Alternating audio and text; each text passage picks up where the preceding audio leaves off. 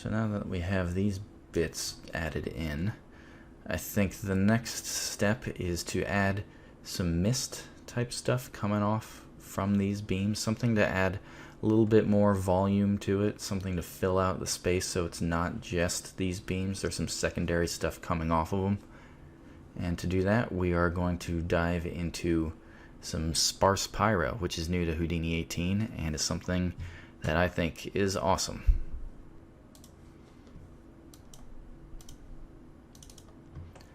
And to do that, we are going to just use the geo that we've already created, and we're going to use that for our pyro emission.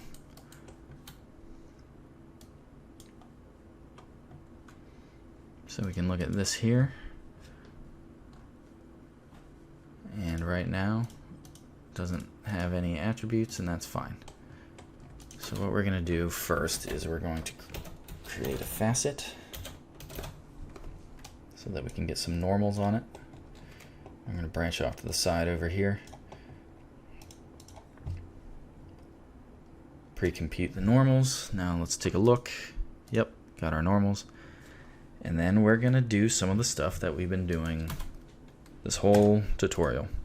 And that is we're going to do a point wrangle.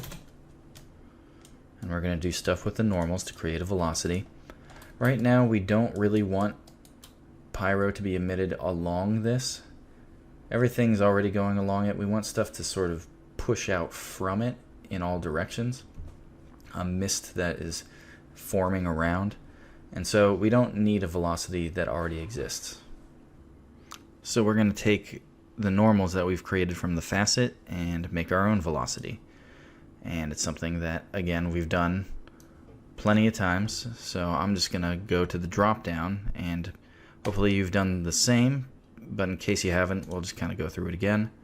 I have that function that I built up here, n to v. And so if we take a look here, you can see I'm taking the normal. If we go to the facet, we can now see that it has point normals. And the point normals are all facing away from the surface.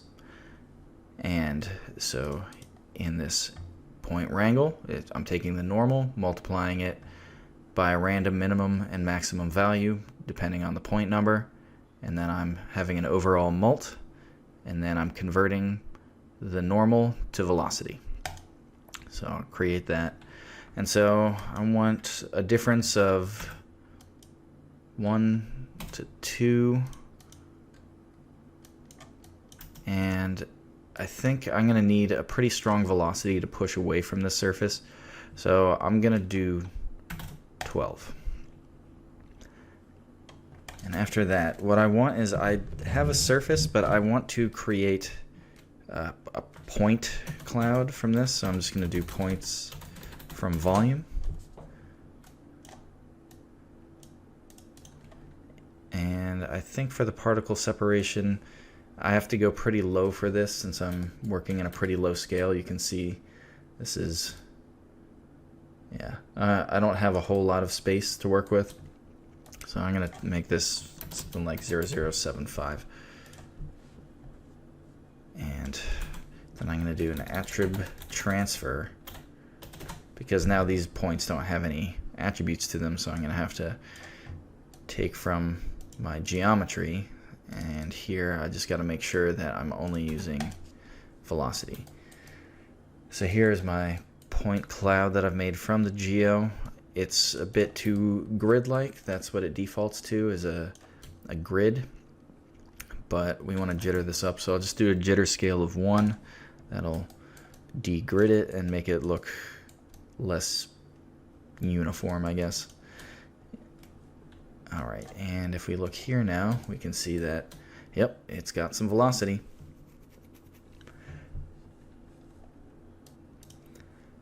So now we're just going to drop and see what happens if we do in 18. Now that there's sparse pyro, there's no shelf tool that will give you a setup based off of the geo that you have, but it will give you examples, and I'm just going to work off of that example because it's pretty simple to set up. So one of the things that they have is pyro configure billowy smoke, And so you can see here that it just gives you a default sphere, and then it creates points from the density of the sphere. But we don't need the sphere, we're not going to work with it, so we're going to delete it. But all this other stuff is pretty important. So we're going to plug our points that we have into the pyro source. And so what this is going to do is it's going to, if we middle mouse this, it's creating the attributes that we need that we're going to feed down along the chain. But in order to do that, right now it defaults as volume scatter. But instead we're just going to keep the input, because the volume scatter is just going to basically do what we did here with the points from volume, only it defaults to a grid and you can't change it. And we don't want that. We want it to be a less uniform distribution of these points. So I'm going to click on this and then put this to keep input. And then other than that, there's not a whole lot to do. This is going to create noise along once it actually rasterizes the points. Let's see what it looks like here. That's not too far off from what I think we need. I think the only thing that I'm going to change isn't even with, well, yeah, we can change this so the voxel size seems like it's a little low. I'm going to make it 0.75. And let's see if we can go down to 0.0055. Yeah, should probably work. So the next thing we need to do is set up the sparse pyro solver. And right now it defaults, I have to go into manual mode. It defaults so that it starts at frame 1001. We know that the beams don't start until 1044, so we're going to make sure that's where this starts. I think we can bring the voxel size down to 0.01 for now. And then in solving, I think one of the first things we have to do is change the buoyancy scale. Since this isn't actually smoke or fire, it's not going to rise like smoke or fire. We want it to just go in the direction that it's pushed, but we don't want it to rise in any way. So buoyancy scale here, we're just going to set to 0. And then another thing is that it doesn't give any shredding or turbulence in the beginning default, and we want those, so I'm going to turn these on. And I don't really think I'm going to need to change much about it. This is just sort of adding a little bit of embellishment to the beam that we have already, so I don't really feel the need to go too deep into the shape of this. We'll just see what it looks like when we kick off a little flipbook. So now that we have that done, we have a velocity. If we middle mouse, let's just go to 1044.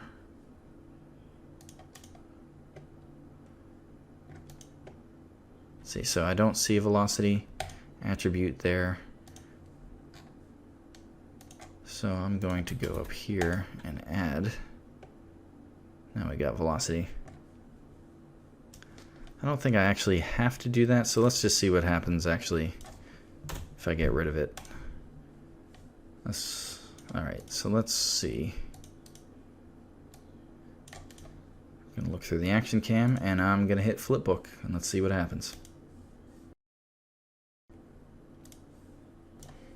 Okay, so I have a bit of a flipbook here. It's not quite doing what I want. It's going way too slow as it's coming out. So what I want to do is go into the simulation, and we're going to change the time scale to 2 and see what happens there.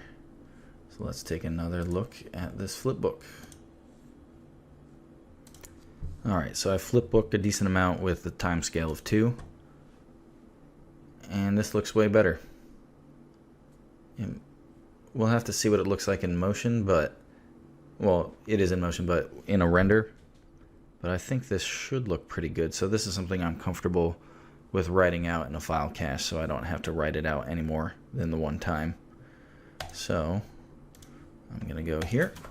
I'm going to do file cache. I'm just going to call this mist villain, and we are going to write this out. So again, it'll take a little while for me and no time for you. Alright, so I have it cached out, and if we just kind of scrub through this, you can see, yep, that's looking pretty cool. I don't quite know how it's going to look like in the render, but that's okay. We'll find out soon. So I'm going to export this out into a new object. So we're going to call this villain mist. Again, we're going to do object merge. Click and drag this up to object 1. Don't want relative path. Gonna cut it.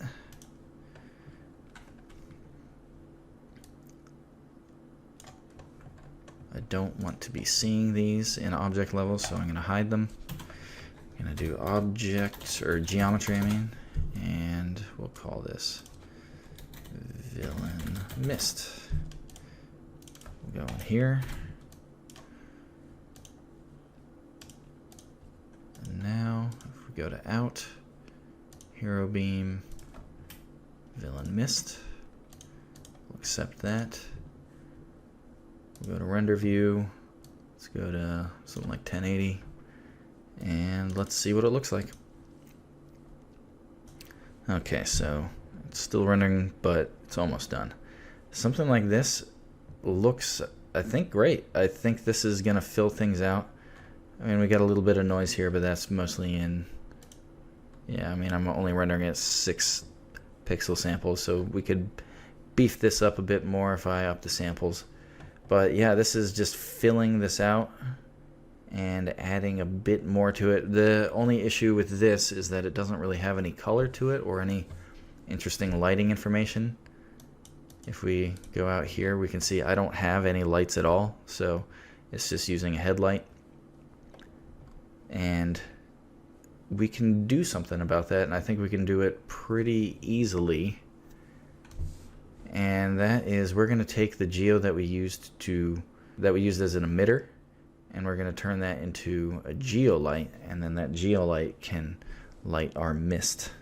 So we're going to go into beams, and then in the same spot where we are pulling our geo, we are just going to make another null. Doesn't need to have any attributes, so I'm just going to make a new null here. Call it out villain geolight.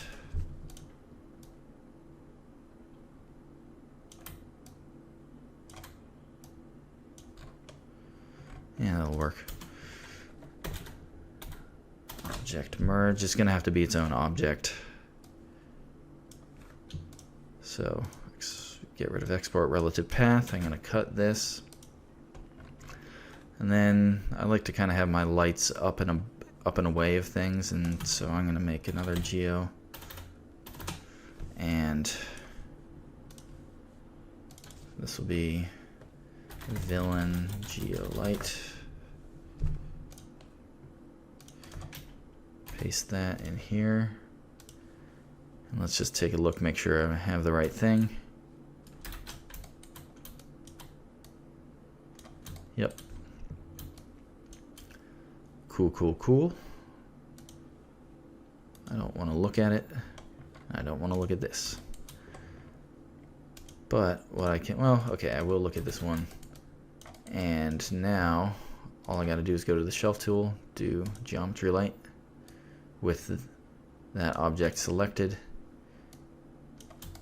And now what I can do is I'm going to change this to purple, and yep, that's all looking good. It's using villain geolight. So let's go to render view.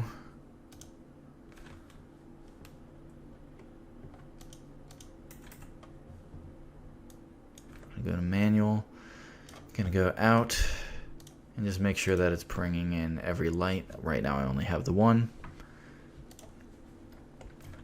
So let's see what happens now.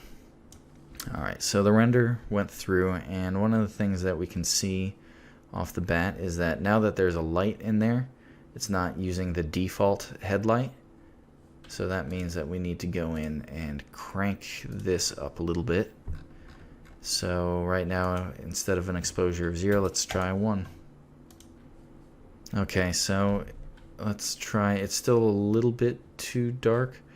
I'm gonna say this needs to, let's try something like 3. See what happens there.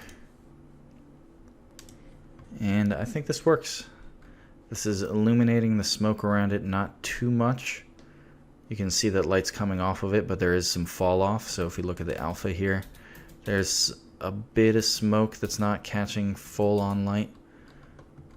So it's just mist coming off of it. It shouldn't really overtake the entire effect. It's just sort of a secondary thing. So I think with that working, all we really need to do, like we've done before, is we're going to go into beams. We're going to take this setup.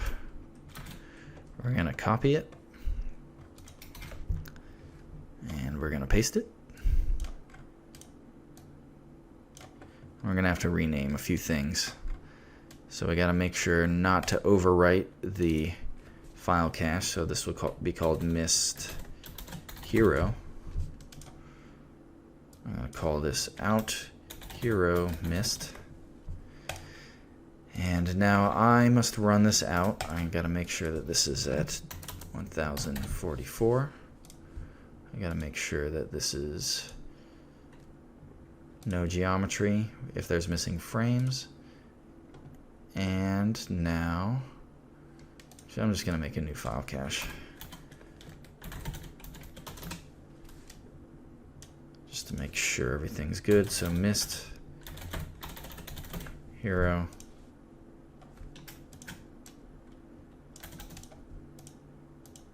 No geometry. Make sure it loads from disk. And I'm going to hit go on it. And yeah, we'll see how it goes. Okay, it is finished caching out. Look at our action cam. And there it is. All right, so I'm going to go into manual mode. And we are going to do the same sort of thing that we did before. I'm going to make another null.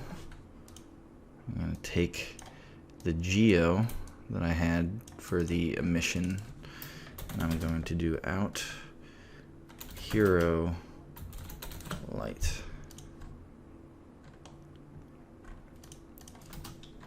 Geo. And just while I'm in here, I wanted to mention that, so what's going on with this pyro solver, now that we have sparse pyro, is they added an ability to, in SOP level, be able to do pyro. And with that, you don't have to set up a bounding box, tracking object, anything like that. It's very quick. It's just really good. I have been using it a lot in a lot of projects that I've been working on. And it has been everything I want it to be. And what's also nice is that after the fact, let's say I wanted to change something about this, I could drop a pyro post-process. And so this allows you to go in and let's say you have a fire or more smoke and you want to change the intensity of it. It'll show up in the viewport and look very close to what your render is going to be. And the reason it's doing that is that if you dive in here, it creates for you a material, and then this is the shader that it creates, but everything is being driven by this top level stuff and just recreates your shader very well in the viewport, where before it was very difficult to view what you were doing with your shader. You'd have to do it in the render, but now it does it for you in the viewport. Everything looks great. It's just great in general, so it's something that I'm going to be using a lot more now that it exists. And it does work well SOP level, but you can still do it DOP level. I just think that for this, when we're just kind of adding a few extra flourishes, we don't need to go too deep into that type of effect in DOPs, but again, it is something that you can do. And okay, so now that I've gotten that out of the way, let's go back up here. Actually, I'm going to go back in. I'm going to do object merge. Click and drag this. I'm going to cut it.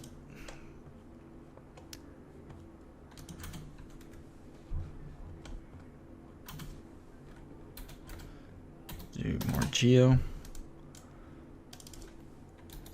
Villain geo, or not villain, hero geo light. Paste that in there, and then again we can just go up here and create geo light. And I'm just going to rename these hero light, villain light. This is going to be something gold-ish, maybe a bit more orange, something like that. Again, we're going to change the exposure. And then we will also need to import our mist. So here we'll have to do another object merge.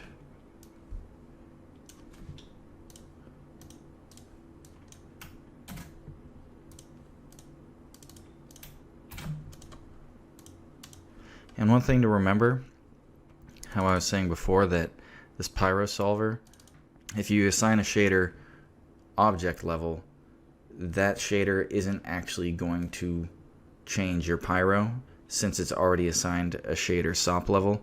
So just be careful of that when you're doing shader assignments. Alright, so we're going to do hero mist. Going to go back in here.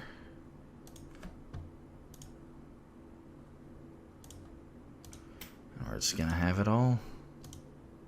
We don't need the light, I guess. So villain, yeah, we don't need to render that geo. All right, let's see what this looks like in the render view. Okay, and you can see here, I didn't let it render all the way, but we can see that this fine mist is showing up around our beam. It's doing exactly what we want it to do. And it's being lit. So I'd say we're good to go. So next we're going to move on and make ourselves a shockwave when these beams interact. And then I think that'll pretty much do it for the effect. We'll do a little bit more lighting so that we can get interactive lighting onto the characters. And then that'll be that. So let's move on to our shockwave.